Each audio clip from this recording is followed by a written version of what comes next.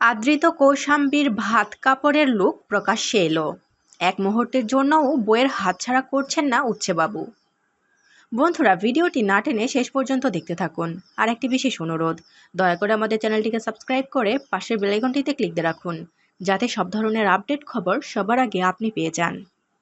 বিয়ের পর্ব মিটে গেছে। শনিবার আদৃত কৌশাম্বীর বৌভাত ছিল।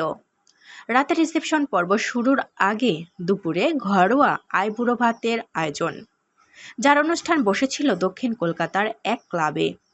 বাঙালি বিয়ে মানেই একগুচ্ছ রীতিনীতি, আর সব রীতিনীতি মেনেই বিয়েটা সেরেছেন দুজনে। বিয়ে পরবর্তী আচার অনুষ্ঠানেও কোনো ফাঁক রাখছেন না আদৃত কৌশাম্বী। ভাত কাপড়ের অনুষ্ঠান মেয়েদের জন্য খুবই স্পেশাল। এই দিন শ্বশুর বাড়িতে নিজের হাতে ভাত বেড়ে খাওয়াই ঘরের লক্ষ্মী, অর্থাৎ নতুন বৌমা। বিয়ের প্রতিটা অনুষ্ঠানে একরকম সাজ থাকে। পিছিয়ে থাকলেন না কৌশাম্বীও। এদিন ফিরোজা নীলরঙা সিল্কের শাড়িতে সাজলেন ফুলকির পারমিতা। গলায় রানীহার সঙ্গে চোকার, চুল খোপা করে বাঁধা, চওড়া সিঁদুরে উজ্জ্বল সিথি, কপালে সিঁদুরের টিপ। মেকআপ মানানসই, খুব বেশি জমকালো নয়। অন্যদিকে সুতোর কাজ করা ক্রিম রঙা পাঞ্জাবি আর চোস্তায় ঝলমল করছেন বরমশাই। মুখের হাসি অটুট দুজনেরই।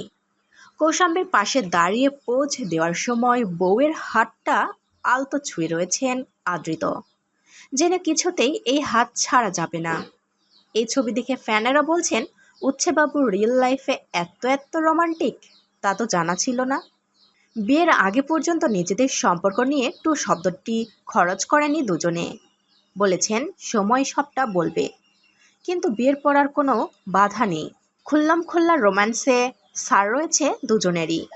বিয়ের পর ছবি, ভিডিও সামাজিক যোগাযোগ মাধ্যমে শেয়ার করে নিয়েছেন দুজনেই। বিয়েতে কৌশাম্বীকে দেখা গিয়েছিল লাল রঙের বেনারসিতে, সঙ্গে শোলার মুকুট। কপালে কলকে কাটেননি, শুধু একটি ছিল ছোট্ট লাল টিপ। আর ছিল গা ভর্তি স্বর্ণের গহনা, যার মধ্যে 5 থেকে 7টি নেকলেস, চূড়, বালা, রতনচূড়, আংটি সবই ছিল। প্রিয় বন্ধুরা, কৌশাম্বী আদৃতকে আপনাদের কেমন লাগে অবশ্যই কমেন্ট করে আমাদের জানিয়ে দিন। আর পরবর্তী আপডেট নিউজ সবার আগে পেতে হলে আমাদের চ্যানেলটি সাবস্ক্রাইব করে পাশের বেল আইকনটি অন রাখুন। এতক্ষণ সাথে থাকার জন্য ধন্যবাদ।